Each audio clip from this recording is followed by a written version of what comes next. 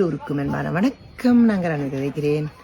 இன்றைக்கு நான் சொல்ல வந்த விடயம் என்னென்னா, எல்லாரும் கேட்டுக்கொண்டிருப்பீங்களே இந்த தலைமையில் இந்த கலராக இருக்குது, ஆரஞ்சு கலராக ப்ரௌன் கலராக இருக்குண்டு. இது ஹென்னா தான் தலைக்கு பூசுகிறேன் நான். மருதோண்டி தனியாக மருதோண்டி பவுடர் மட்டுமே, அந்த ஹென்னா டை இல்லை. நீங்கள் அந்த இலங்கையில் விற்கிது ஹென்னா டை, அது கெமிக்கல் இருக்குது தான். அப்படியே அதை பூசுகிறதில்ல, தனி மருதோண்டியை குளிச்சு பூசுகிறேன் நான். அதால் தான் தலைமுடி இப்படி இருக்குது. நான் கெமிக்கல் கலர் பூசுகிறேன். அப்போ நான் என்ன இப்போ மருதோண்டி மட்டும்தான் பூசுகிறேன் நான். மருதோண்டியை பூசேக உடனே கொஞ்சம் டார்க் ப்ரௌன் ஆகிருக்கும். ஆனால் தோய ஆரஞ்சு கலருக்கு வரும். ஆனால் இப்போ நீங்கள் அதுக்கு மேலே இண்டிகோ பூசினால் அது இன்னும் டார்க்காக வரும். ஆனால் நான் எனக்கு நேரம் இல்லைன்னா நான் அதை பூச மாட்டேன். என்றால் தனியாக மருதோண்டியை பூசிட்டு விட்டுடுவேன். அதில் கூட ஆரஞ்சாக இருக்கும். ஆனால் எனக்கு அது பரவாயில்லைன்னா நாங்கள் கெமிக்கலை யூஸ் பண்ணுறத விட இதை யூஸ் பண்ணிக்கல இது எங்களுக்கு பாதிப்பு வராது, இயற்கை தானே. அப்போ இப்போ பாருங்க, அதிகமானாக்கள் 40-45 பிறகு இது டையில் பூசுகிறபடியாக தான் அந்த முகங்களில் கருப்புத்தன்மை வருது.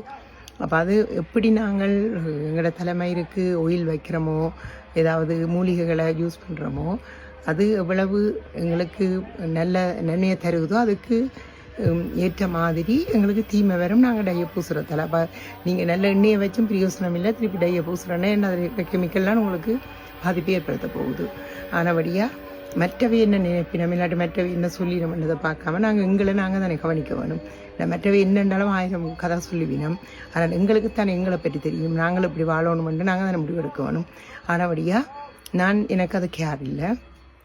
எனக்கு தெரியும் கருப்பு நிறம் அடித்தா வடிவாக இருக்குமென்னும் எனக்கு தெரியும்.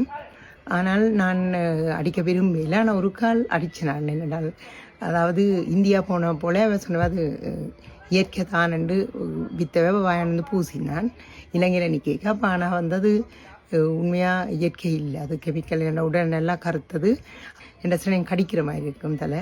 அதெல்லாம் நான் விட்டுட்டேன். ஸோ இப்போ உங்களுக்கு நான் என்ன சொல்ல வரேன்னா, இப்போ நாங்கள் மற்ற வேத நெப்பினம் ரெண்டு தானே இப்போ வேறு கலர் அடிக்க விரும்புகிறதில்லை. ஆனால் இது உண்மையாக இயற்கை கலர் என்னபடியாக நான் நினைக்கிறது பரவாயில்லைண்டு.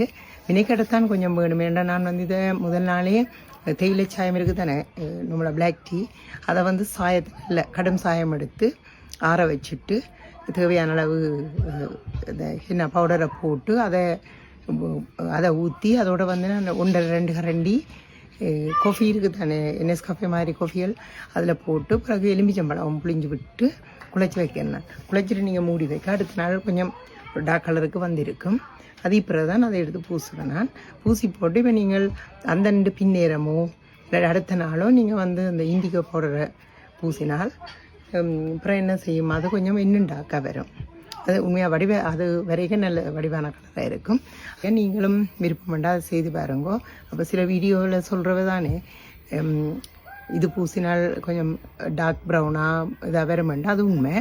ஆனால் மற்ற இயற்கை மூலிகைகளை பற்றி கதைக்கணும். சில நேரம் அது கருப்பாக வருமென்று சொல்லினா எனக்கு அது தெரியாது. அப்படி கெமிக்கல் போடாமல் கருப்பாக வருமா இல்லையான்னு எனக்கு தெரியா. ஆனால் நானும் இயற்கையான டை அம்பிட்டால் எங்கேயாவது இருக்குமெண்டா நான் அதை பூசி பார்ப்பேன். ஆனால் அதை வாய்ச்சி பார்த்துட்டு தான் பூசுவேன். நீங்களும் விருப்பம் என்றால் என்ன அடித்து பாருங்கோ. வேறு உங்களோட ஆரோக்கியத்தையும் நீங்கள் கவனிக்க வேணுமென்றது நான் சொல்லிக்கொள்கிறேன். என்றால் சில பிரச்சனைகளால் வருத்தங்கள் உடம்பில் இருந்தாலும் முகம் கறக்கும், அது வேறு.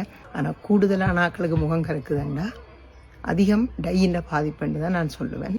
உடம்புக்கோ கண்ணுக்கோ பாதிப்பை ஏற்படுத்தும் என்றது எந்த கருத்து. இது நான் பாவிக்கிறது இந்த கருத்து. இதில் வேறு யாரும் சொன்ன வேணும் நான் சொல்லல. இது எந்த கருத்து. சில நேரம் உங்களுக்கு வேறொரு கருத்தாக இருக்கலாம்.